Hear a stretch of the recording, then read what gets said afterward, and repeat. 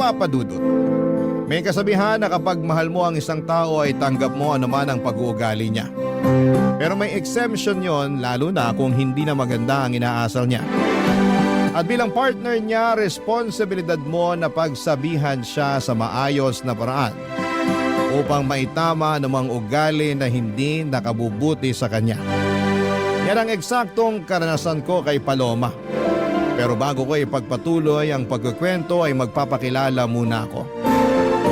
Tawagin niyo na lamang po ako sa palayaw kong Mavi. 33 years old, taga Quezon City at nagtatrabaho bilang virtual assistant. Kung ilalarawan ko ang aking sarili, masasabi ko na may itsura naman ako. Malinis sa katawan at tahimik, pero kapag nakuha mo ang loob ko ay madaldal naman akong tao. Bukod doon ay mahilig din po ako mag-ipon at mag-invest, pero hindi naman ako kuripot. Masinop lang ako sa pera dahil alam kong hindi yon pinupulot. Sa katunayan ay meron na akong napundar na mga property katulad ng studio type, condo unit at kotse. Tumutulong din ako sa pagpapaaral sa aking mga kapatid at merong kaunting savings, insurance at investments.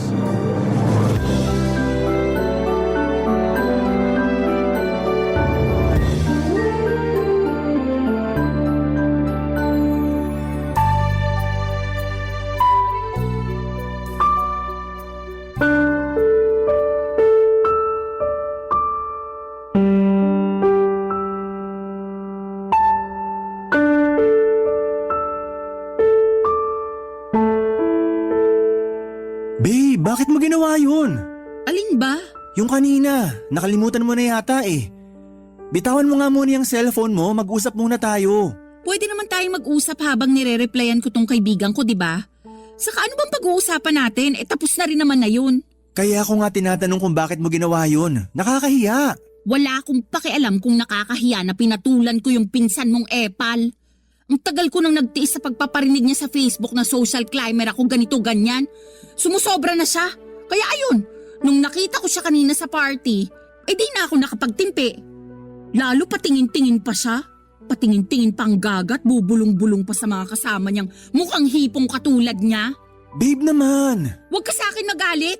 Hindi mo ba narinig yung sinabi ko? Narinig ko, pero di pa rin tama na hindi ka nagtimpi. Yung pinsan mo ang pagsabihan mo kasi sumusobra na siya. Bala ko rin talagang kausapin yung pinsan ko. Pero meron ka bang ebidensya na ikaw talaga yung pinariringgan niya sa Facebook? Hindi mo ba nababasa yung mga post niya? Hindi ako madalas mag-Facebook. Tsaka may nabasa ko isang beses pero wala namang binanggit doon na pangalan mo. Meron ba? Wala. Oh, wala naman pala eh. Pero alam ko patama sa akin yun kasi tinatamaan ako eh. Saka alam nating lahat na unang beses pa lang na pinakilala mo kami sa isa't isa, mainit na talaga ang dugo niya sa akin. Akala yata ng gagang yun hindi ako mapagpatol. Akala ko rin hindi ka mapagpatol. Kaya di mo ko masisisi kung bakit ako nagkakaganito. Ako yung hiyang-hiya kay tita kasi sa birthday party pa talaga ng pamangkin namin kay Umiksena. Buti na lang mabait si tita dahil mas pinili niyang pagpasensyahan kayong dalawa kaysa masira yung araw. Pero grabe, nakakahiya talaga kayo. Wala na akong magagawa dyan. Meron naman eh. Sana masinabaan mo pa pasensya mo. Sana imbis na awayin siya na nakikita ng iba, kinausap mo na lang sa isang sulok para di na kayo nakagawa ng eksena. Sana bago ka nagdesisyon ng ganun nagsabi ka sa akin para ako na mismo yung kumausap sa pinsan ko. Boyfriend mo ako, di ba? Oo nga, boyfriend kita. Pero paano ko masasabi sa'yo busy ka sa pakikipagtawanan mo sa mga kaibigan mong lalaki? Nakakahiya naman na istorbuhin ka, di ba? Bakit ka mahihiya? Wala namang kaso yun, lalo mahalaga naman yung sasabihin mo. Basta! O ano? Sasabihin mo na naman na hindi mo akalain na papatol pala ako. Pwes, sorry kung hindi ako perpekto. Paloma naman, hindi ganyan ang ibig kong sabihin. Tsaka wala namang pinanganak na perpekto sa mundo, di ba? Oo, pero yun ang pinapalabas mo at yun ang nararamdaman ko. I'm sorry.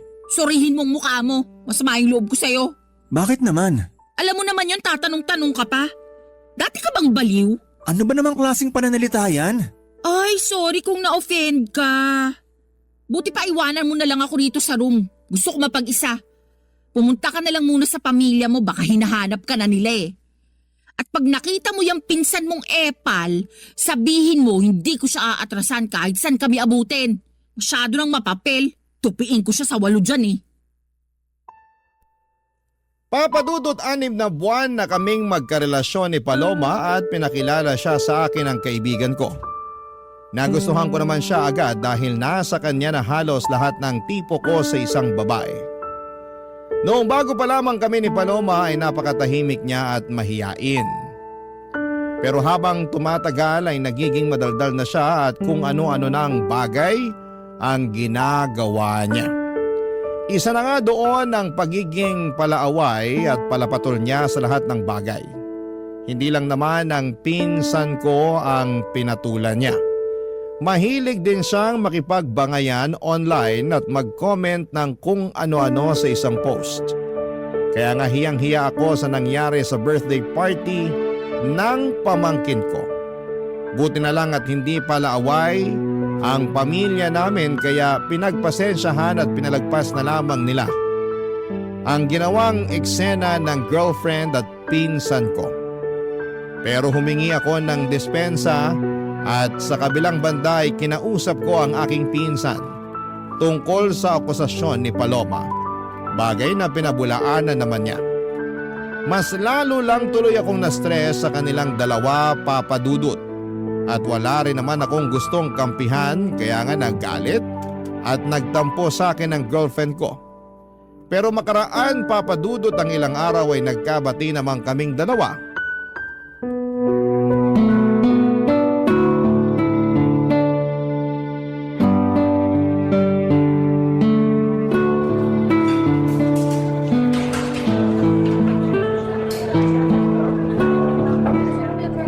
Thank you ah.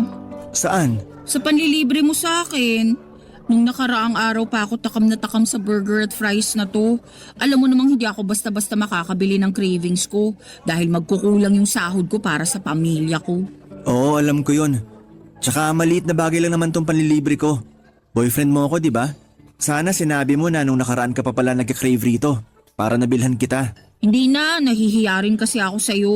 Ikaw naman? Totoo naman yun.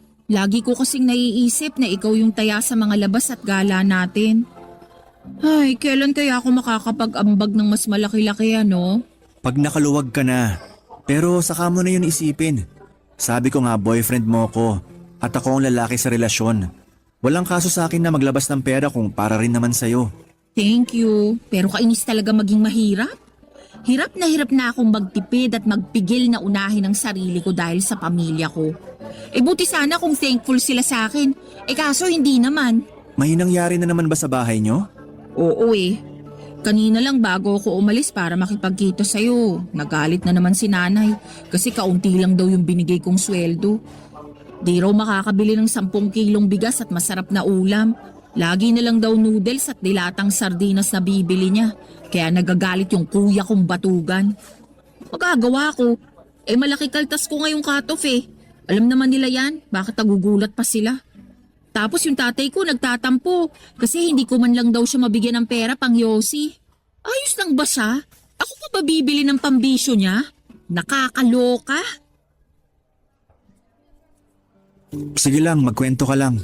Yung kuya kong batuga nangungutang sa akin, panghulog ng motor niya. Sana all may motor, di ba? Kukuha-kuha ng hulugan tapos sa akin ipapakargo kapag nagigipit sa bayaran.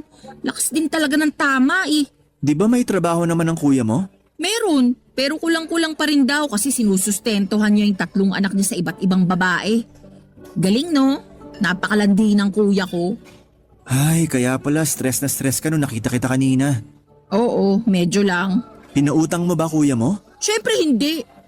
Kaya lang pinagsabihan akong maramot at hindi raw maaasahan. Ay, kaloka. Nang galaiti talaga ako pagkarinig ko nun. Para akong bulkang sasabog anumang sandali. Saka wala na akong pera para pautangin siya, no? Ano siya, hilo? Nang hihingi pa nga sa akin ng pang-project sa school yung bunso namin. Syempre, mas inuna ko na yun kaysa sa kanya.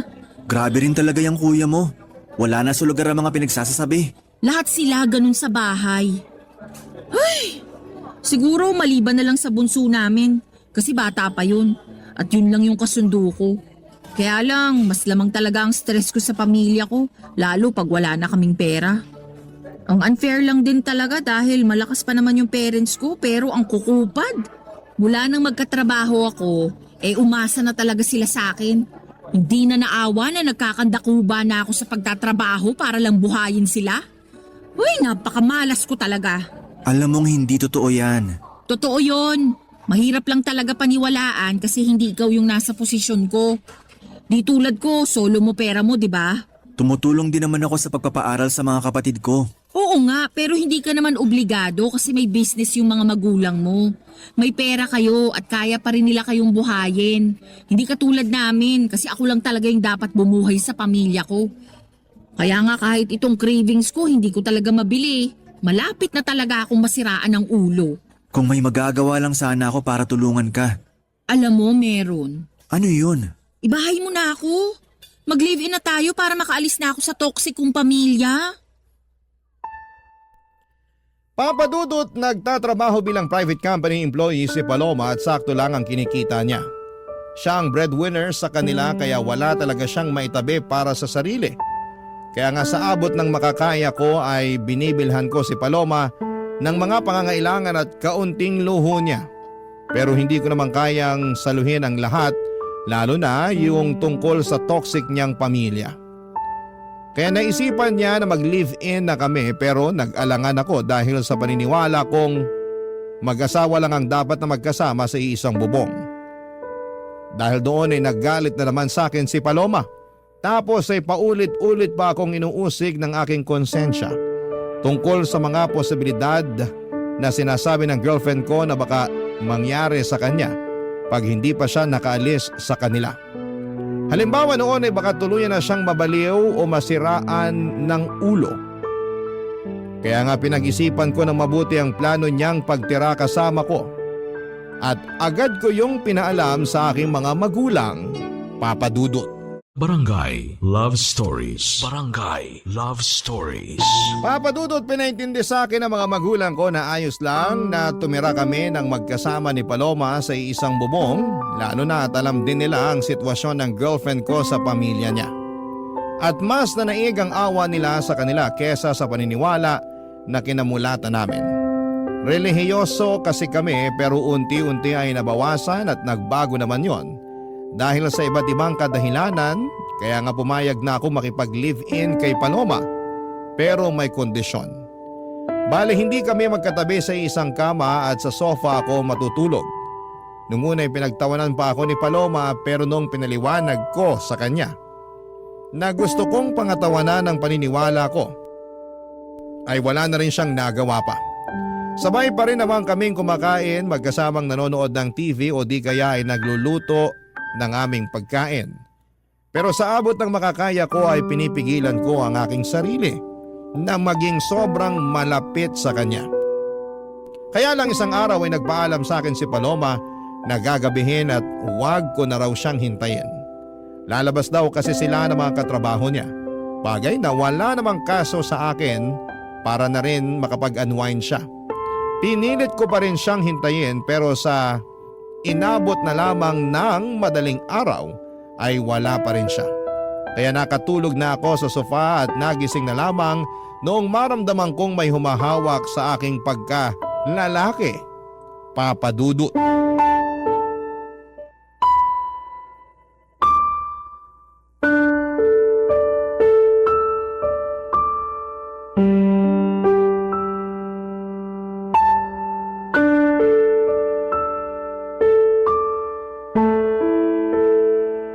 Sabi na gusto mo rin talaga? Kunwari ka pa?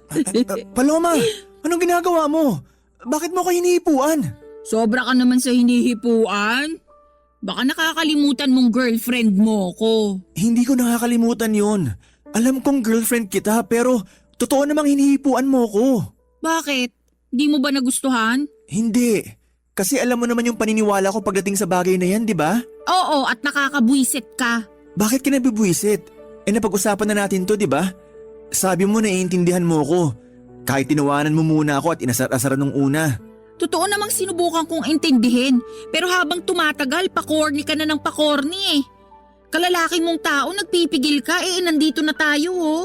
Magkasama na tayo sa iisang bubong. Ba't di mo pa ako sunggaban at samantalahin? Naririnig mo ba yung sarili mo? Naman, tingin mo sa akin, bingi?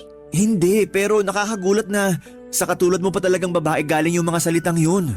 Girlfriend mo naman ako at boyfriend kita. Tingin mo sasabihin ko yun sa ibang lalaki? Ano ako, gaga? Kahit na, hindi pa rin tama na ganyan ka magsalita.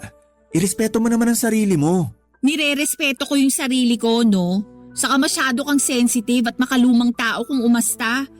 Tingin mo ba may maniniwalang walang nangyayari sa atin ay nakatira tayo sa iisang bubong? Wala naman talagang nangyayari sa atin, di ba? At kung walang maniwala, hindi ko na problema yun. Basta alam ko sa sarili ko na ginawa ko yung sa tingin ko tama. Alin? Yung sakalang mag-aano kapag kasal na? Oo, Corny mo talaga. Nagsisisi na tuloy ako na sinagot kita. Masyado kang ewan eh. ikaw yung masyadong ewan. Anong sinabi mo? Alam mo na nung una pa lang ayaw ko.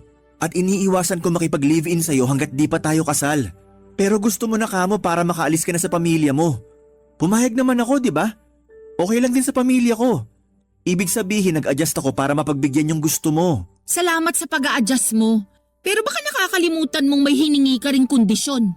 At yun yung hindi tayo magtabi sa kama sa pagtulog. Tama ka. At pumayag ka naman, di ba? Papaalala ko lang sa'yo.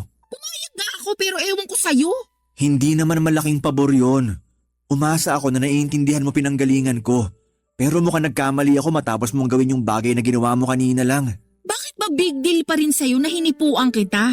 Mukhang gusto mo rin base sa reaksyon ng ano mo kanina. Hindi ko gusto. At natural na reaksyon lang ng katawan yun. Di ko yun mapipigilan. Sus, natural na reaksyon daw. Totoo naman eh. Para kang tanga. Kalalaki mong tao, ikaw pa yung iwas ng iwas sa ganyan. Hindi ako sanay ah. Daig mo pa yung babae kung umasta. Nasasaktan ako sa mga sinasabi mo sa akin. Kinumpara mo pa ako sa iba. Sensya na, pero ano magagawa ko? Sinasabi ko lang kung ano yung nasa isip ko. Hindi lahat ng naisip mo dapat mong sabihin. Lalo na kung makakasakit ka lang din ng kapwa. Di ka lang pala makalumang tao, balat sibuyas ka rin. Ay nako, ewan ko sa'yo Paloma. Mas ewan ko sa'yo, pakaarte mo. Babae na nga yung lumalapit sa'yo, ayaw-ayaw ka pa dyan. Sure na ba yan? Sige na, try lang natin. Please lang, tigilan na natin tong usapang to. Nakainom ka eh. Mabuti pa matulog ka na dun. Inaantok na rin ako. Uy, kainis ka talaga. Para kang ewan. Siguro, ayaw mo lang talaga sa akin, no? Alam mong hindi totoo yan. He, ewan ko sa'yo. Papadudot kahit na masama ang loob ko kay Paloma dahil sa ginawa niya ay mas masama pa rin ang loob niya sa pagtanggi ko sa kanya. Hindi naman kasi ganun yon, hindi sa ayaw ko siya pero iniiwasan ko lang talaga na may mangyari sa amin lalo na at hindi pa kami kasal. Alam ko baka tawagin niyo kong hipokrito at nagmamalinis dahil magka-live-in na kami ni Paloma pero ginagawa ko lang ang alam kong tama at nararapat gawin bilang isang lalaki. Kaya lang ay hindi yon maintindihan ni Paloma at gulat na gulat ako sa ugali niyang yon. Lalo pang nadagdagan ang sama ng loob ko nang insultuhin niya ako at ang paniniwala ko. Pero alam ko na meron lang din siyang pangangailangan kaya nagawa niya ang bagay na yon. In short ay pinatawad ko si Paloma at pinalagpas ko ang mga nangyari. Doon ko na naisip na mag-propose ng kasal sa girlfriend ko, bagay na walang pasubalin niyang tinanggap. Papadudot mahal ko si Paloma at masaya ako dahil ikakasal na kami. Kaya lang ay makalipas ang isang linggo ay merong nangyari papadudot.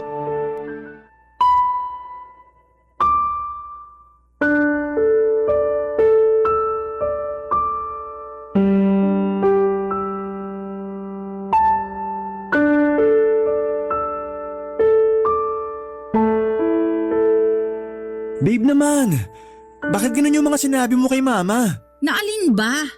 Na feeling ko nagkukulang ka na sa akin kasi hindi mo nabibigay pangangailangan ko? Na-stress na ako pero hindi ka makaramdam? Di mo man lang ako matanong kung anong gusto ko o kung saan ko gustong pumunta para mag-relax? Buti pa yung ibang babae, mahal na mga jowa nila. Pero ako ewan ko na lang talaga. Mahal kita. At kaya ko lang naman di nagawa yung mga sinabi mo dahil naging busy ako sa trabaho. Tapos wala pa akong energy pagkatapos kasi drained na drained ako. Drain na drain din naman ako at kitang-kita na yung sa mukha ko. Tingnan mo nga 29 years old pa lang ako. Pero nagkaka-wrinkles na ako. Ang oily na rin ang mukha ko, halatang hindi na naaalagaan. Paano ko pa magagawa yun kung mas gusto ko na lang na matulog pag uwi ko rito sa unit mo, no? Buti ka pa nga kahit papano nagagawa mo pang mag-gym. Nito lang naman ako nagpa-member sa gym na malapit sa atin. Para may magawa rin akong iba bukod sa typical kong ginagawa, di ba? Tsaka niyaya kita. Baka sabihin mo diyang hindi. Niyaya mo nga ako, pero nag-iisip ka ba nung ginawa mo yun? Oo naman. Anong ibig mong sabihin? Feeling ko kasi hindi. Kasi kung nag-iisip ka, maiisip mong pagod na ako sa maghapong pagtatrabaho sa opisina. Tapos yayayain mo pa talaga ako mag-workout? Yun lang kasi naiisip kong paraan para kahit paano magkaroon ka naman ng exercise. Lagi mo kayang nirereklamo sa akin na masakit na likod at puwet mo kauupo sa opisina nyo. Tapos sabi mo pa, ang taba-taba mo na kaya naisip ko what if magpamiyembro tayo sa gym para makapag-workout ng sabay, di ba? Tsaka maganda rin yung benepisyo ng exercise, hindi lang sa katawan kundi maging sa isip na rin. Pag pinagpapawisan ako gumagaan pakiramdam ko. Ikaw yun!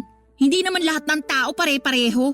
Baka imbes gumaan ang pakiramdam ko pag ginawa ko yung sinasabi mo, di na ako makapasok sa opisina kinabukasan dahil sa sakit ng katawan. Sabihin mong hindi, nung unang 3 araw mo na nag-workout, hindi ka nga makabangon kasing sakit-sakit ng katawan mo. Maswerte ka lang talaga kasi work from home ka kumusta naman ako, di ba? Bakit ba napunta doon yung usapan? Ang issue rito yung pagrarant mo kay mama. Lumabas pa tuloy na pinababayaan kita. O bakit, hindi ba? Sa kamama ko na rin siya, lalo't magiging asawa na kita. Kanino ako magrarant? Sa lola mo, patay na yun. Paloma naman! Totoo naman patay na lola mo, di ba? Oo, pero di mo na kailangan banggitin yung tungkol doon. Para ka namang ewan Kung ano-ano na lang sinasabi mo. Siyempre, may bibig ako kaya may sasabihin talaga ako. Ang akin lang naman sana, ako yung una mong kinausap para nalaman ko't na itama kung may maliman. At nagawa ng paraan yung mga pagkukulang ko sa'yo. Yan tayo Gusto mo talaga sinasabi sa'yo yung dapat automatic ng ginagawa mo? Natural. Kaya ka nga may bibig para makapagsalita, di ba? Ikaw may sabi niyan kani-kanina lang. Ano pang silbi niyan kung di mo gagamitin sa tama? Ay, sumusobra ka na talaga. Ako pa yung sumusobra. Ikaw tong parang ewan dyan. Tsaka tayo yung nasa relasyon kaya dapat sa atin pa lang inaayos na natin yung issue. Hindi na kailangan malaman nila mama. Tsaka na lang pag di na talaga natin kayang ayusin. Ano na lang sasabihin nila? Na hindi ako marunong magdala ng relasyon? Na pinababayaan kita, ganun ba? Alam natin na hindi yan totoo. Kasi mahal kita, Paloma. Papadudot aaminin kong hindi ako natuwa dahil nakarating pa sa mama ko ang mga reklamo ni Paloma. Para sa akin, ako ang unang tao na dapat niyang kausapin tungkol sa bagay na yon at hindi ang mga magulang ko. Nakakahiya kasi lalo na at meron rin silang sariling problema para problemahin pa ang mga reklamo ng girlfriend ko. Kaya nga hiyang-hiya ako sa mama ko dahil sa nangyari. Pero at the same time ay thankful din kasi pinayuhan niya ako kung ano ang dapat gawin upang maging mas maayos ang relasyon namin ng girlfriend ko. Tapos ay sinamantala ko na rin ang pagkakataon na kausapin si Paloma at ipaunawa sa kanya na hindi totoong pinapabayaan o tinitipid ko siya. Kung nabawasan man ang oras at pera na naibibigay ko sa kanya ay dahil lamang nag-iipon ako na para sa pangkasal namin. Kaya lang ay ewan ko ba sa girlfriend ko kung bakit pakiramdam niya ay pinagdadamutan ko siya. Para wala ng away ay ako na lamang ang nag-adjust. Sa abot ng makakaya ko ay binigay ko ang mga gusto ni Paloma, Papadudot. Barangay Love Stories. Barangay Love Stories. Papadudot, makalipas nga ang isang buwan ay gulat na gulat ako nang sabihin sa akin ni Paloma na nag-resign na siya sa kanyang trabaho. Ni hindi kasi niya nabanggit sa akin na may plano na pala siya na umalis. Basta sinabi lang niya na ayaw na niyang magtrabaho dahil nabuburyo at napapagod na raw siya. Pero sa kanya pa rin humihingi ng sustento ang pamilya niya. Kaya problemado siya kung paano makapagbibigay sa kanila. Kaya ako ang umako ng responsibilidad na yon dahil magiging pamilya ko na rin naman ang pamilya niya. Pero labis talaga akong nahirapan at nabigatan sa buhay noong nadagdagan ng responsibilidad na nakaatang sa aking mga balikat.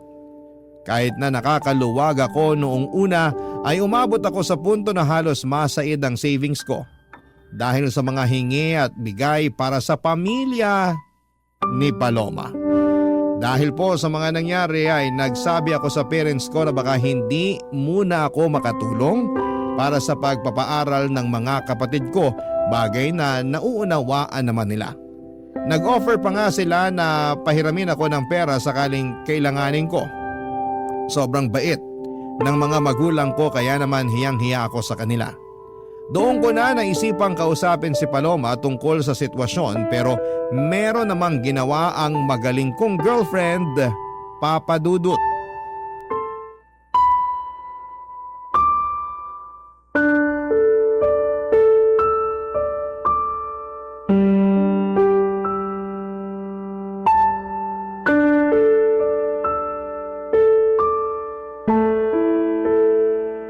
Paloma, anong ginawa mo? Ha? Anong ginawa ko? Wala akong ginagawa rito Pwede ba? Hindi ito yung panahon para sarkastikuhin mo ko. Seryoso yung tanong ko sa'yo kasi nalaman ko lang naman na ang damit ang laki ng utang ko sa bangko. Oh, problema ko ba yun kung ikaw naman pala yung may utang? Ako nga. Kasi sa akin nakapangalan yung credit card na ginamit mo, kakaswipe sa mga bagay na gusto mong bilhin. Bakit ka nagagalit? Nakalimutan mo bang pinahiram mo sa akin yung credit card mo? Para ka mo may magamit ako kapag may gusto akong bilhin? O ayan, ginamit ko lang kasi nga may bibilin ako, di ba? Pero di ko naman akalain na aabot ng ganun kalaki yung magiging utang ko sa credit card. Ano bang pinagbibili mo, ha? Mga bag. Alam mo namang gustong-gusto ko ng mga bag, lalo na yung mga branded. Sawang-sawa na kasi ako sa mga pipitsugin at class A. Gusto ko yung pangrampa naman. Yung mapapasabi talaga ng wow yung mga makakakita. At saan ka naman rarampa? Lagi ka namang andito sa condo unit. Grabe ka naman. Lumalabas din naman ako kasama ng mga dati kong katrabaho, lalo tuwing Biyernes ng gabi. Siyempre, kailangan ko rin ng social life dahil baka mabaliw na lang ako rito sa condo mo, no? Bukod sa mga bag, ano pang binili mo gamit credit card ko? Mga sapatos lang naman. Anong mga sapatos lang naman? Kaya pala sandamakmak na yung sapatos mo. Dalawa lang naman yung paa mo. Sobra ka naman magsalita. Siyempre, salit-salitan ko naman sinusuot yung mga yan, ano? Ikaw ang sobra kasi di ka marunong magtipid. Ano pa, bukod sa mga bag at sapatos? Ha? Bakit ba gusto mo pang isa-isahin ko? Hindi mo ba nabasa yung mga statement of account? Sagutin mo na lang kasi gusto ko sa'yo mismo nang galing. Oo na. Ano pa ba? Yung flight namin next month na mga kaibigan ko. Flight papunta saan? Sa Hong Kong. Alam mo namang pangarap kong makapag-ibang bansa, di ba? Plano namin puntahan yung sikat na amusement park doon. Paloma naman! Bakit ba kasi? Tanong-tanong ka pa. Sige nga. Paano ko ngayon babayaran tong mga kinaskas mo sa credit card ko? May trabaho ka naman, di ba? Ang laki-laki pa nga ng sweldo mo, kayang-kaya mo na yan. Malaki ang sweldo ko pero malaki rin ang mga gastusin ko. Baka nakakalimutan mo na cargo ko pa pamilya mo. Hindi ko nakakalimutan yon. Sa lagay nanunumbat ka, ganon. Magiging asawa mo na nga ako, di ba? Ibig sabihin, ang pera mo, pera ko na rin. Ang pamilya ko, pamilya mo na rin. Masyado kang mapanumbat. Hindi naman ako nanunumbat. Tsaka ngayon lang ako nagsalita. May narinig ka ba sa akin ng mga nakaraan? Wala, di ba? Pero para sa kaalaman mo, nahihirapan na rin ako. At kahit na anong gawin kong pagkatrabaho, kulang na kulang pa rin sa laki ng gastusin natin. Kaya nga sana matuto kang magtipid. Hindi naman kita pinagdadamutan pero ipaalam mo muna sa akin kung may gusto kang bilhin para mapag-isipan nating mabuti. Hindi naman mahirap gawin yun, di ba? Hindi. Pero lahat na lang ba kailangan kong ipagpaalam sa'yo? Kung ganun lang din, sana hindi mo na binigay yung credit card mo sa akin para ipagamit. Di raw nanunumbat. Pero ano yung mga sinasabi mo? Porke wala akong trabaho, ganyan mo na ako tratuhin? Dinamay mo pa ang pamilya ko? Tama ba yun? Lagot ka talaga. Isusumbong kita sa nanay mo. Papadudot sabihin na po nating sumabog na ako sa galit ng mga panahong yon. Kaya hindi ko na napigilan ang aking bibig na makapagsalita ng hindi maganda sa girlfriend ko. Pero pinagsisihan ko naman yon at inihingi ng tawad sa kanya. Kaya lang ay matigas ang puso ni Paloma at gusto niyang palabasin na inagrabyado ko siya. Na masakit daw akong magsalita, mayabang at mapagmataas porke ako ang kumikita sa aming dalawa. Totoo naman na ako pero hindi ako kailanman nagyabang at nagmataas sa kanya. Sa abot ng makakaya ko at pangunawa ay sinusustentuhan ko siya at ang pamilya niya habang nag-iipon ng pangkasal namin at pinagsasabay na bayaran ng iba pang mga gastusin sa araw-araw naming pamumuhay. Kaya naman alam kong ako ang agrabyado rito at may karapatan akong magsabi ng mga hinanakit ko. Aaminin kong hirap na akong pakisamahan si Paloma dahil napakabigat niyang dalhin. At sa araw-araw na lamang na ginawa ng Diyos ay palala ng palala ang kanyang pag-uugali, Papa Dudut.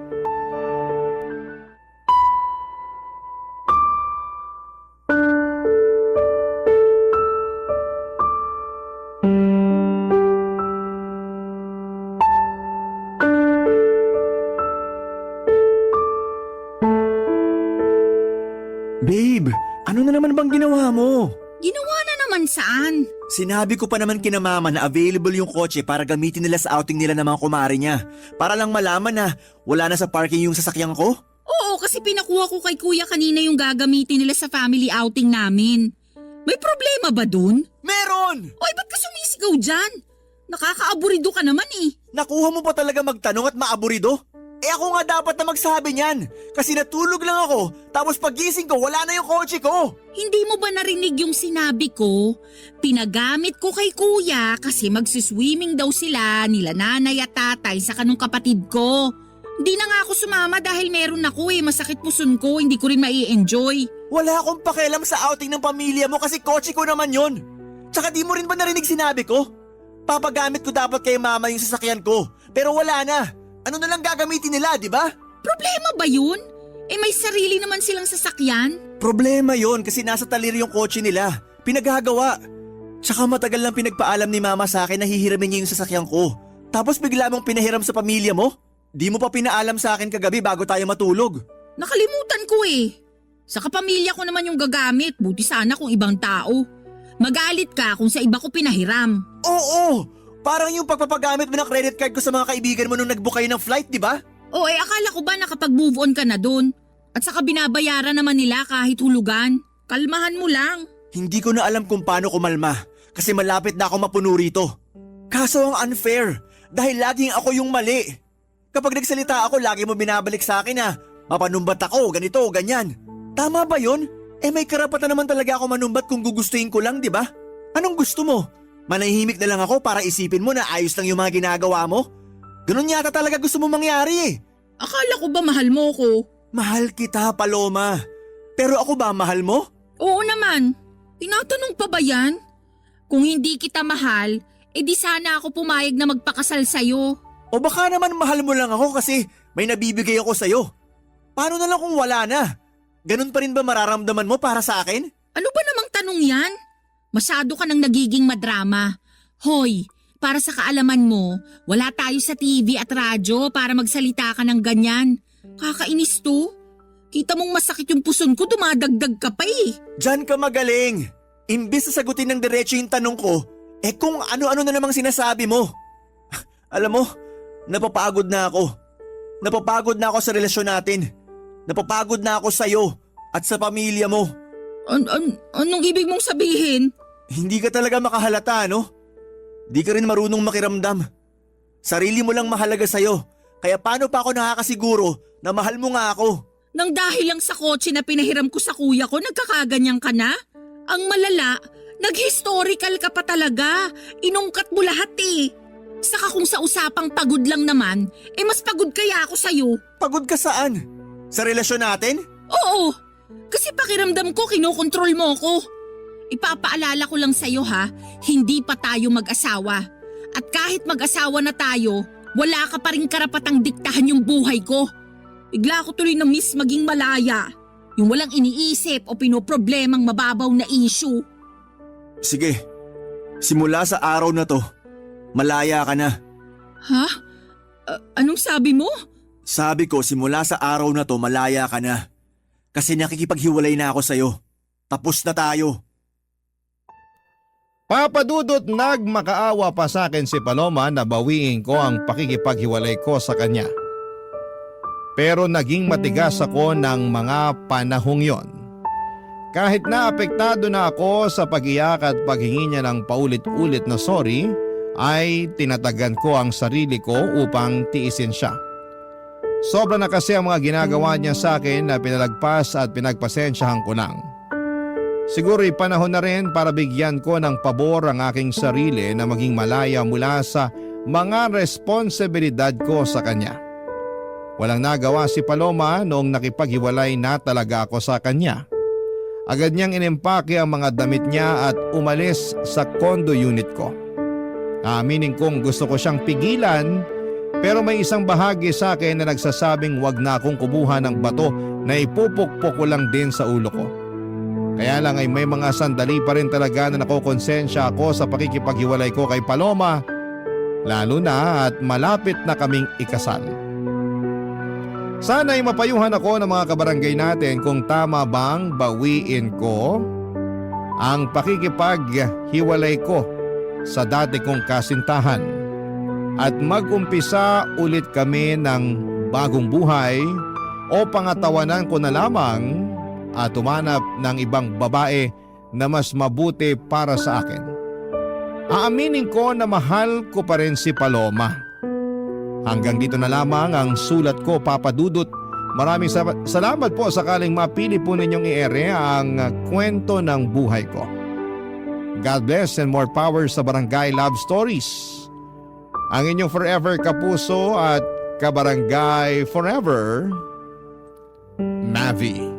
Dear Papa Dudut, good day sa inyo at sa mga bumubuo ng Barangay Love Stories, tawagin niyo na lamang po ako sa pangalang Solana. 29 years old, taga Cardona, Rizal at isang online seller. Pero dati ako nagtatrabaho sa isang private company. Sa kasalukuyan ay buntis ako sa first baby namin ng husband ko, pero meron na akong unang anak sa ibang lalaki. Panati ko talaga ako ng programa ninyo, Papa Dudut, at hanggat maaari ay wala akong kinakaligtaang episode sa radyo. Kumbaga ay hindi kumpleto ang pananghalian hanggat hindi kami nakatune in kay Papa Dudut. Tapos isang araw ay naisipan kong magpadala ng sulat sa inyong programa upang marinig ko namang umere ang sarili kong kwento. Kahit naman paano ay merong makukuhang aral at inspirasyon ang mga kabarangay natin sa mga karanasan ko sa buhay. Magsisimula ang lahat taong 2023 kung saan ay sa edad kong 27 years old ay gustong gusto ko nang mag-asawa. Kaya lang ay wala pa nga akong boyfriend noon, bagay na nakadagdag pa sa aking frustration. At palagi ko yung sinasabi sa aking nanay, Papa Dudut.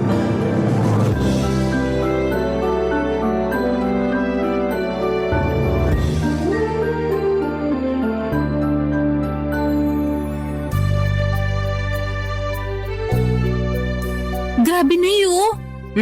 Anong grabe? Yung classmate ko nung elementary at high school mag-aapat na yung anak.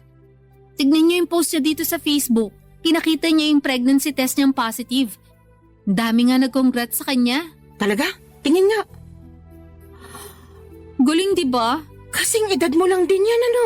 Mas matanda po ako ng 1 taon sa kanya. Ibig sabihin, 26 years old pa lang siya tapos nakaapat na anak na? Mismo. Naku, napakasipag naman nila mag-asawang gumawa ng bata. Hayaan mo na po, buhay naman nila yan eh. Sa bagay, mahalaga lang naman dun hindi napapabayaan yung mga bata. Kahit mag-anak pa sila ng 100, ayos na ayos lang. Grabe naman po sa 100. Aba, nangyayari naman yun na. Kami nga 18 magkakapatid, di ba?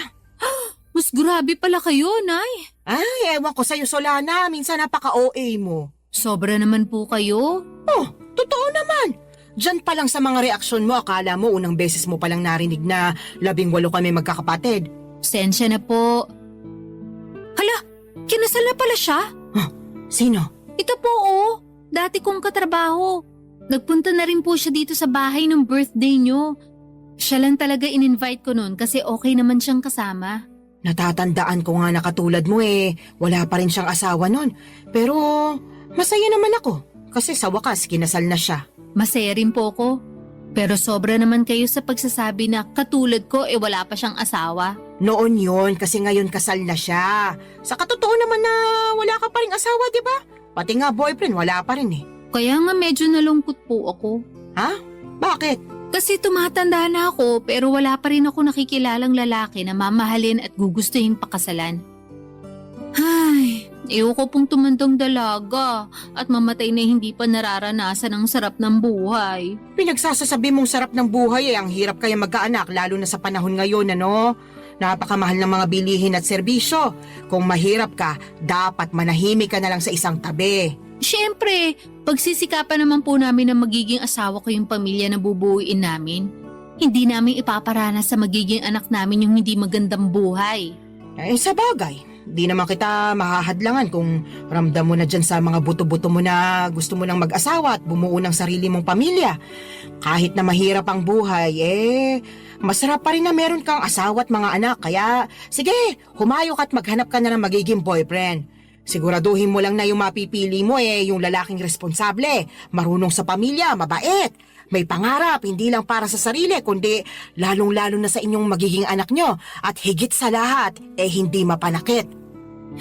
Nako, subukan ka lang niyang saktan. Lalatiguhin ko pati mata niya. Si nanay talaga, wala pa nga Sinasabi ko lang sa'yo yung gagawin ko kapag maling lalaking napili mo. Kaya ayusin mo paghahanap ng matinong mapapangasawa, ha? Boyfriend po muna, wala pa nga akong boyfriend Kala ko diretso kasalan kasi atat na atat ka na dyan Nay talaga, O bakit? Totoo naman sinasabi ko sinabi ko bang hindi?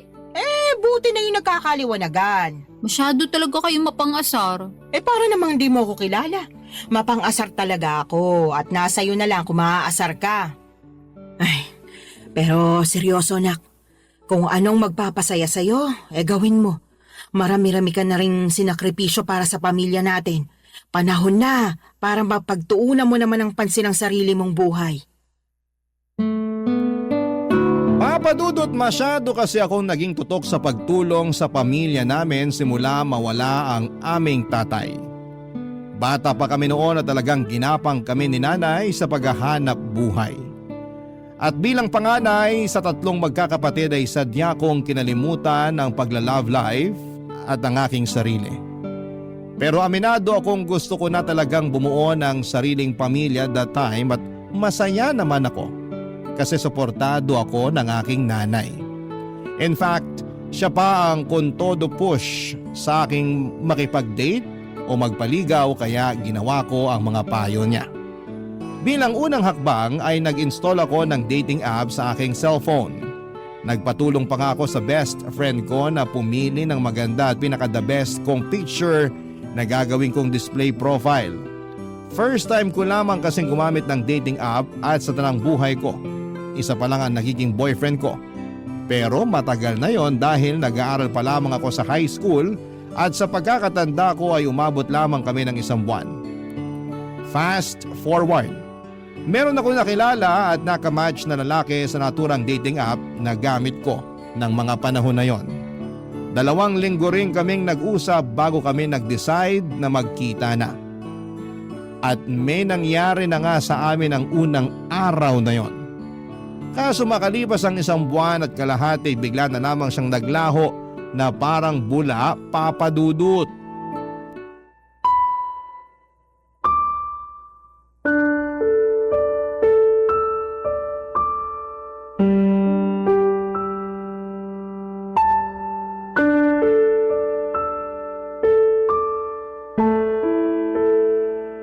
Nay, minulto niya ako.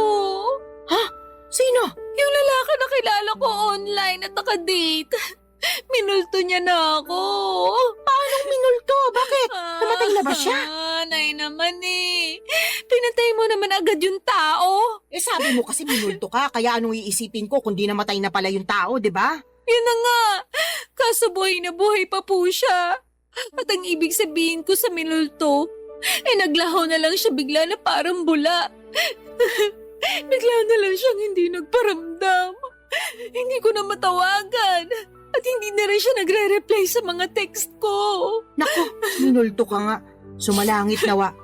Nay naman eh. Sabi mo sa akin, nagkakamabutihan na kayo, di ba? Opo. Akala ko rin papunta na kami sa pagiging mag-boyfriend-girlfriend kasi okay naman yung date namin. Nagsabi pa nga siya na plano niya akong ligawan at pumayag naman ako. Kaya lang... Kaya lang ano? Nawala siya bigla pagkatapos siya makuha sa akin yung pagkababae ko. Hala ka. Ibig mo sabihin, sinabi mo ng perlas ng silanganan. Opo. Naku, nalintikan na. Teka, Nay, nasusuka ako. Ay, sinasabi ko na nga ba? Pumunta ka doon sa lababo. Doon ka sumuka. Naku. Ay, hindi kaya buntis ka? Pwede po ba yun? Oo naman. May nangyari sa inyo kamo. Tapos nagkakaganyan ka. Malamang buntis ka. Niregla ka na ba? Hindi pa nga po eh. Mag-iisang linggo na. Nalintikan na talaga. Paano nga po kung buntis ako? Ano nang gagawin ko? Bigla akong tinakasan ng tatay ng anak ko.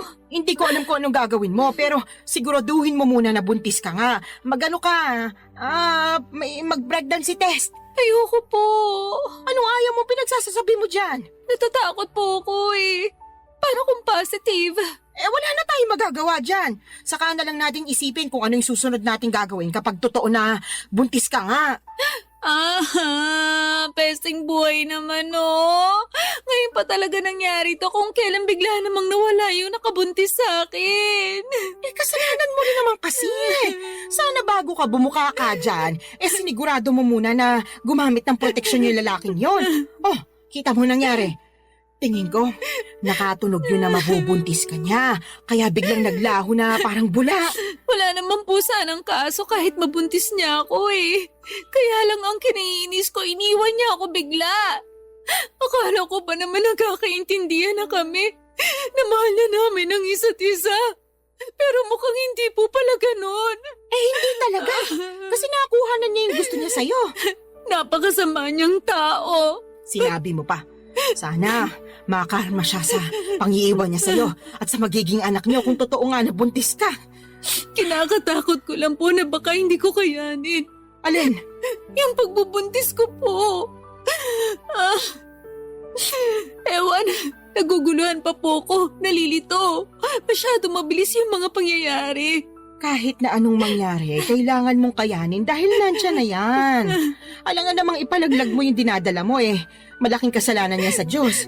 Tsaka, hindi ka na bata, Solana. Nung nakaraan lang, paulit-ulit mong sinasabi na gusto mo nang magkaanak at magkaroon ng pamilya, di ba? O ayan na, magkakaanak ka na sakaling buntis ka nga. Kaya dapat kayanin mo.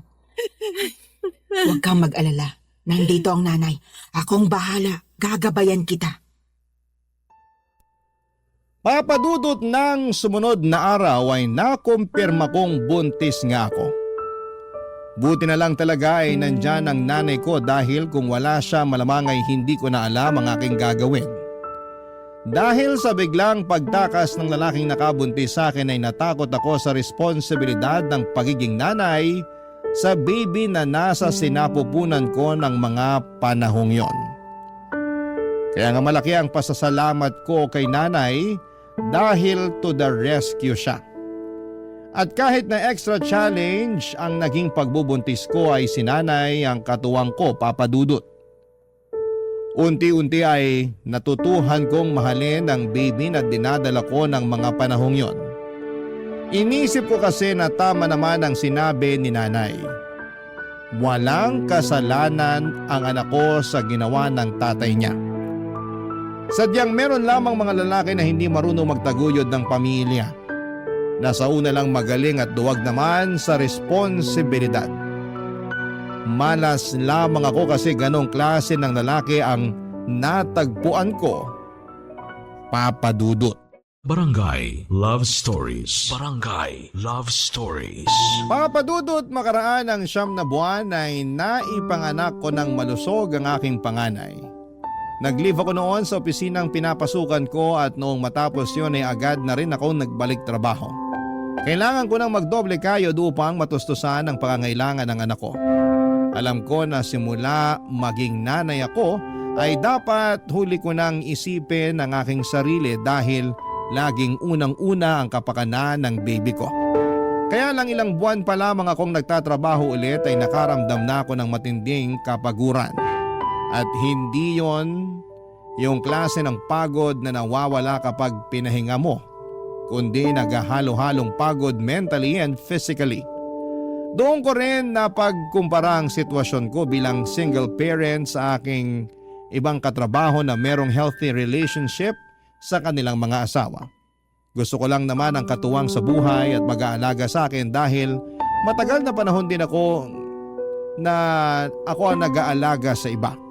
Pati ba naman sa sarili kong anak ay ako pa ring mag-isa. Kaya nga binanggit ko yon sa nanay ko dahilan para sermonan niya ako ng todo-todo, Papa Dudut.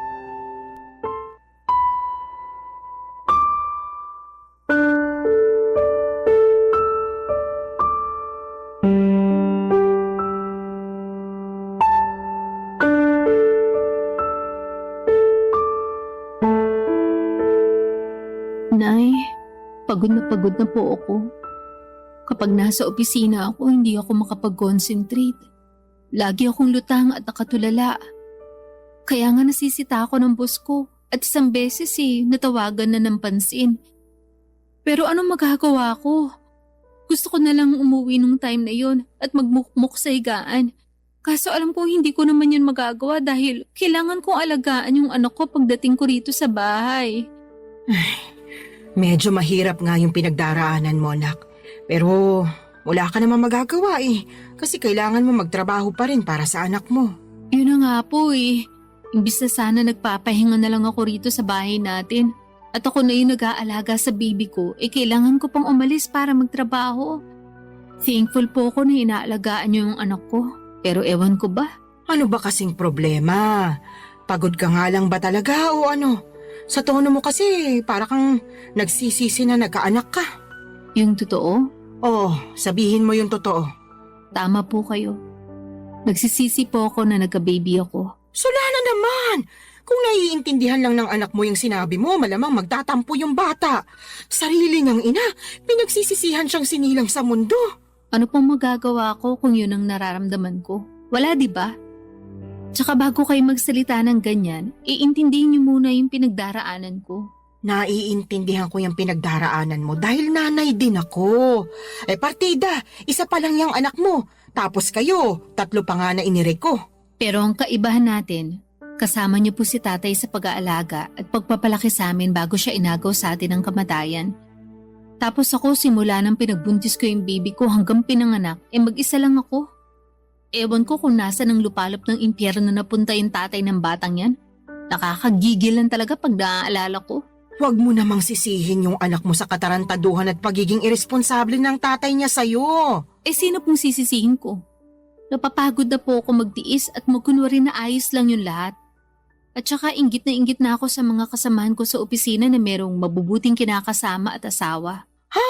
Bakit naman? Siyempre, ako wala. Kaya napatanong na lang ako sa Diyos kung bakit ang unfair niya sa akin. Hindi naman ako makasalanang tao Nagpapakitino naman ako sa abot na makakaya ko. Pero bakit pinarusahan niya pa rin ako? Sobra ka naman! Para mo na rin sinabing pagpaparusa yung pagkakaroon mo ng anak. Totoo naman po. Ay, maghinay-hinay ka nga sa mga sinasabi mo. Kawawa naman yung anak mo, Wala pa siyang kamuwang-muwang sa mundo tapos pinag-uusig na agad siya ng sarili niyang ina. Yun po kasi nararamdaman ko. Ano pong magagawa ko? Meron kang magagawa. Sana pinigilan mong maisip yan. Para hindi mo na naramdaman kasi maling-mali yan. Doon pa lang sa mainggit alam mong hindi na magandang katangian yun. Sana ganun lang kadali yung gusto niyong mangyari. Wag kasi puro sarili mo yung isipin mo, lalo may anak ka na. Dapat pag nanay ka na, isantabi mo yung nararamdaman mo at pagtuunan ng pansin yung anak mo. Paano ko nga po magagawa yun kung napapagod na ako? Ay, sana talaga hindi na lang ako pumayag na ituloy yung pagbubuntis sa batang yan. Aray ko! Bakit niyo ako binatukan, Nay? Nagtatanong ka pa talaga kung ano-ano yung sinasabi mo dyan. Kinabutan ka nga. Hindi naman kasalanan ng apo ko na nabuo siya dahil sa kapusukan niyo Tapos sasabihin mo na sana hindi mo na lang tinuloy yung pagbubuntis mo sa kanya. Sumusobra ka na talagang babae ka. Papadudot doon ko mas napagtanto ng husto na mahirap maging single parent at kung may choice lamang akong baguhin ang kapalaran ko ay gagawin ko. Oo, mahal ko nga ang anak ko pero nawawalan pala ng saysay ang lahat pag nanaig na yung labis na pagod. Tinanim ko sa isipan ko na ang aking anak dapat ang priority ko bago ang sarili ko pero mas nanaig sa akin ang kagustuhan na makatagpo ng lalaki na magiging katuwang ko sa buhay at mag-aalaga sa akin bilang kapareha niya at kung loloobin ay may bahay. Kaya nga nagsimula ulit ako makipag-usap online kahit na inuusig pa rin ako ng aking konsensya at ng mga sinabi ni nanay. Naiintindihan naman daw niya ako pero nandun pa rin yung sermon niya tungkol sa dapat mas pagtuunan ko ng pansin ang aking anak bago ang sarili ko. Para sa akin ay hindi niya talaga ako nauunawaan. Hindi nagtagal ay meron akong nakausap na lalaki sa dating app at mabilis lang din kaming nagkapalagaya ng loob, papadudot.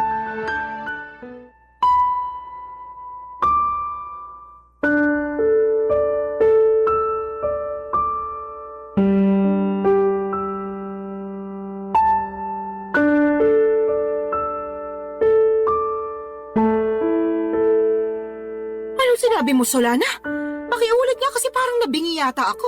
Nay naman Ulitin mo kundi mababatukan kita.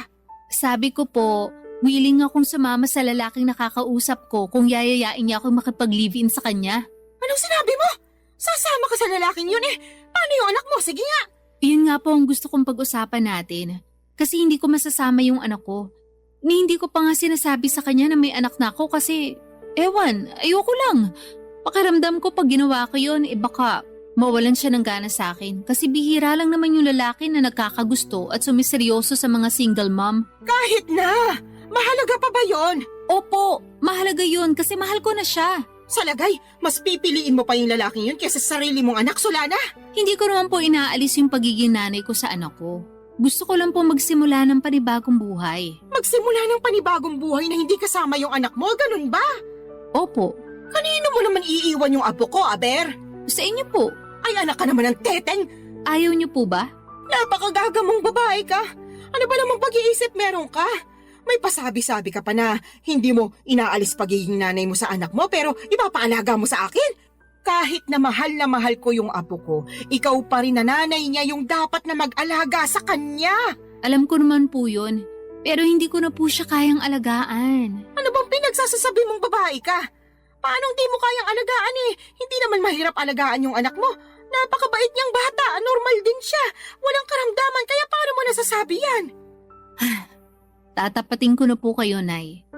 Ayoko na po sa anak ko na yan kasi bunga siya ng pagkakamali. Oo, wala siyang kasalanan. Pero hindi ko lang talaga siya mapigilang sisihin sa ginawa ng tatay niya sa akin nung araw. At kahit na anong gawin ko paulit-ulit lang na bumabalik yung pang-iiwan sa akin ng lalaking yun sa tuwing nakikita ko yung anak namin. Kaya sabihin niyo, paano ako makakausad? Gusto ko nang kalimutan yung pangyayaring yun. At ito lang yung paraan na pwede kong gawin. Napakapangit ng paraan mo, sa totoo lang. Pangit na po kung pangit, pero desperado na ako. Tsaka wag po kayo mag-alala, kasi susustentuhan ko pa rin naman yung anak ko. Magtatrabaho pa rin ako ng mabuti para sa kanya. Pwede ka namang magtrabaho ng mabuti nang hindi mo siya kinakailangang iwanan sa akin Ewan ko ba naman sa'yo, nak? Bakit ganyan ka mag-isip? Awang-awa tuloy ako sa anak mo kasi nagkaroon siya ng nanay na katulad mo. Para sa kaalaman mo hindi lang perang pambili ng pangangailangan niya yung dapat na binibigay mo sa anak mo. Kailangan din niya ng pagmamahal mula sa'yo. Pero hindi ko na nga po kayang ibigay yun sa anak ko. Kaya kayo na lang po yung magbigay nun sa kanya. Naniniwala naman po ako na marami kayo nun sa puso nyo. Yung sa akin kasi, ubus na para sa anak ko. At kung meron man pong natitira, konti na lang. Tapos para na lang yun sa sarili ko. Mahirap namang magbigay ng pagmamahal sa iba kung hindi ko uunahing mahalin yung sarili ko, hindi ba? Ibang klase mga katwiran mo, bulok at baluktot.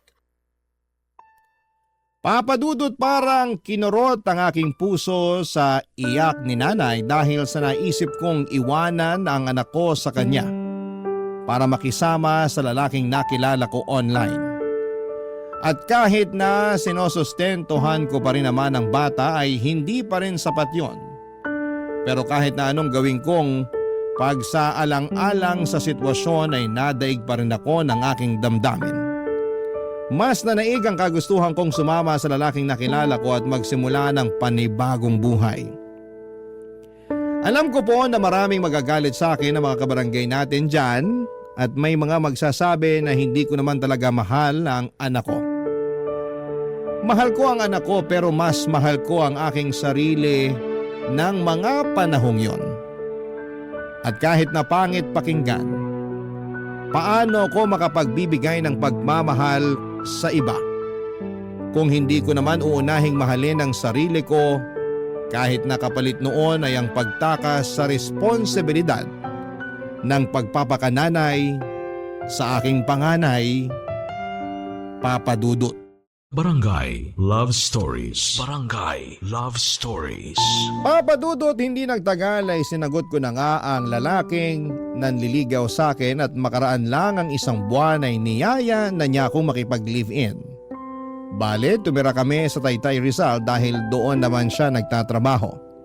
Hindi alam ng live-in partner ko na meron akong anak sa unang lalaki. At sa totoo lang ay gusto ko na talagang hindi niya malaman, pero alam ko na wala namang lihim na hindi nabubunyag. Kaya sa huli ay inamin ko sa kanya ang totoo dahilan para maggalit siya sa akin.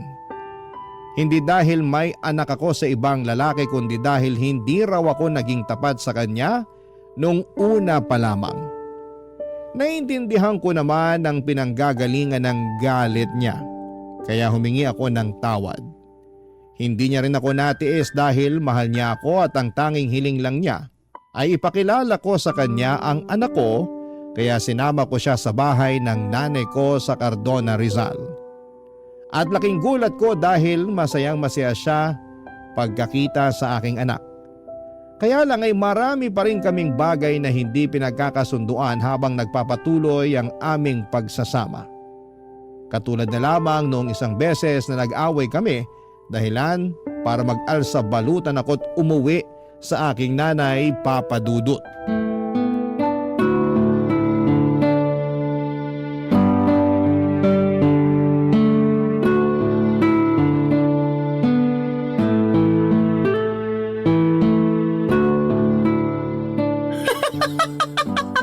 Ano nga ulit yung dahilan ng away niyo, anak? Sinabi ko na po, di ba? Paulit-ulit kayo eh. Hindi ko nang mapigilan. Bakit ba? Kaya sabihin mo na kasi ulit. Sige po, pero last na to ha. Feeling ko kasi inaasar nyo lang ako eh. Sige na, ano nga ulit yung rason? Bakit ka nag-alsa balutan paalis sa inuupahan niyo at umuwi ka rito sa atin? Nag-away po kasi kami nung kinakasama ko dahil binuksan ko yung delata ng paborito pala niya tapos inulam ko. Dilata lang pala, tapos pinag-awayan nyo na.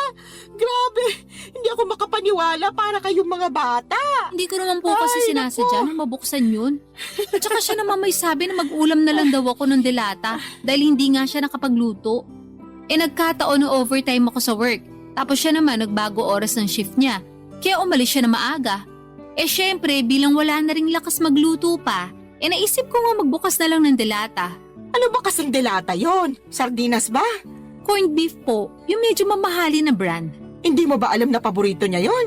Alam ko po na paborito niya yun, pero hindi ko naman akalain na magagalit siya sa akin ng gusto dahil lang sa delatang yun. As in, galit na galit siya. More on, tampo na para bang batang nagmamaktol yung lolo niyo. Akala mo kung sinong inapi.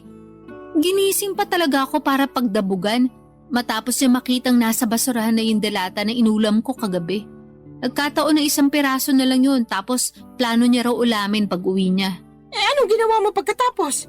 Syempre, nagalit din ako kasi para siyang tanga. Kagigising ko lang nun tapos naalimpungatan pa ako sa sigaw niya.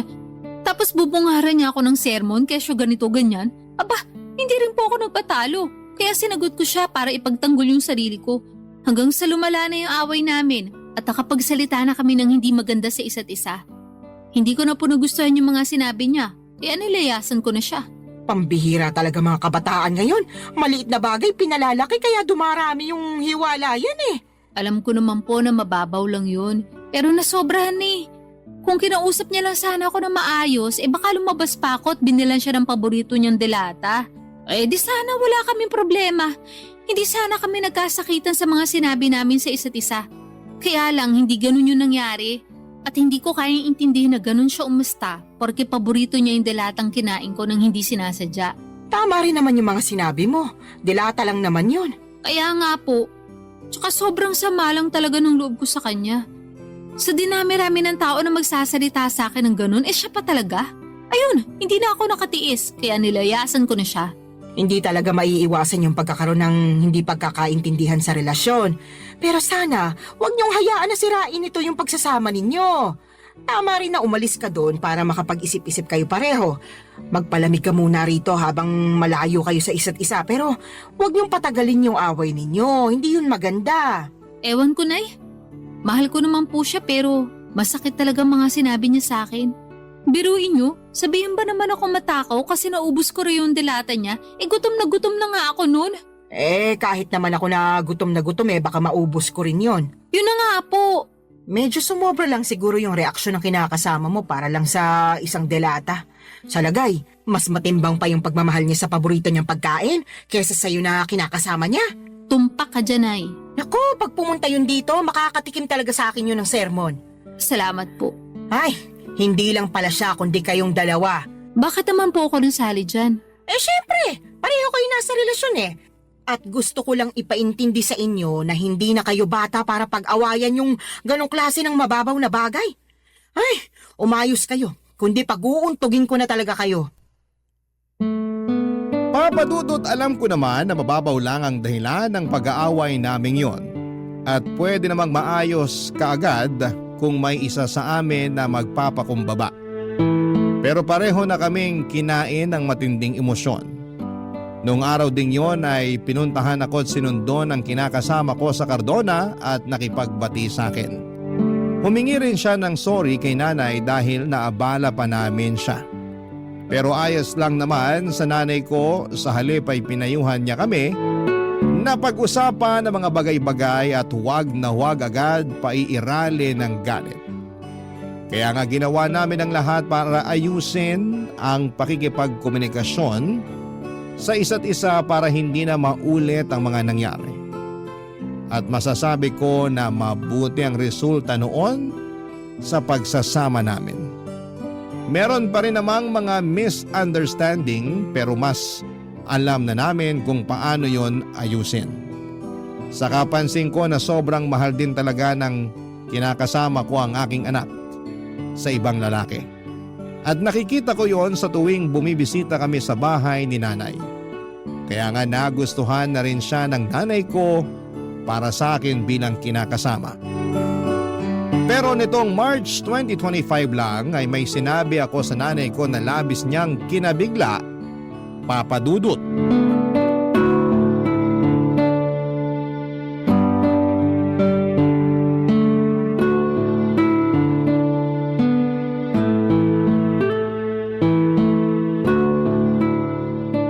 Nay, may sasabihin po ako sa inyo. Pero huwag kayong mabibigla Depende kung sasabihin mo maganda ako matagal ko nang alam yon. Puro kayo biro. So tingin mo nagbibiro ako? Nakakasakit ka ng damdamin Siyempre, maganda po kayo. Kanino pa po ba ako magmamana kundi sa inyo lang, di ba? Yan, sige, utuin mo pa ako. Ano ba kasi yung sasabihin mo at may pasabi-sabi ka pa ng wag akong mabibigla? Tungkol po sa amin ang kinakasama ko. Ang totoo, niyaya niya na ako magpakasal kahit sa West lang daw po muna. Para lang magkaroon na ng basbas yung pagsasama namin. Talaga? Naku, mabuti naman! Ano sinabi mo? Pumayag ka ba? Siyempre, opo. Tuwang-tuwa nga ako Ako rin tuwang-tuwa kasi sa wakas ikakasal ka na, nak. Dati-rati, pangarap mo lang yung maikasal tapos ayan na, mangyayari na. Kaya nga malaki talagang pasasalamat ko sa Diyos. Kasi dininig niya yung panalangin ko na bigyan niya ako ng matinong lalaki. Yung magiging asawa ko, magiging tatay ng mga anak namin at makakasama ko hanggang tumanda kami. At nangyari na nga yun. Buti na lang naging matyaga ka sa paghihintay. Opo, pero may isa pa po pala akong sasabihin. Meron pa bukod sa sinabi mo na ikakasal ka na? Ganun na nga po. O sige, ano ba yon? Pinag-usapan po namin ng kinakasama ko na kukunin na namin yung anak ko at isasama sa inuupahan namin. Gusto po niya na isang buong pamilya na kami at handa naman siyang ampunin yung bata para siya na ang kilalaning ama. Ayos lang po ba sa inyo yun? Tinatanong pa ba yan? Siyempre ayos na ayos sa akin. Hindi po ba kayo malulungkot kasi mapapalayo na kayo sa apo nyo? Ano bang klaseng tanong yan? Natural malulungkot ako. Pero sino ako para ipagkait sa apo ko na magkaroon ng tatay at nanay sa kanyang paglaki, di ba? Kaya nga malaki talaga yung pasasalamat ko dyan sa kinakasama mo kasi mahal na mahal yung anak mo. Tingin ko nga, mas mahal niya pa yung apo ko kaysa sa'yo eh. Mahal ko rin naman po yung anak ko, pero aminado ko naging gagalang ako sa pagdedesisyon nung araw. Sa totoo lang, matagal ko nang pinag-iisipan na kunin yung anak ko para ako na yung mag-aalaga sa kanya.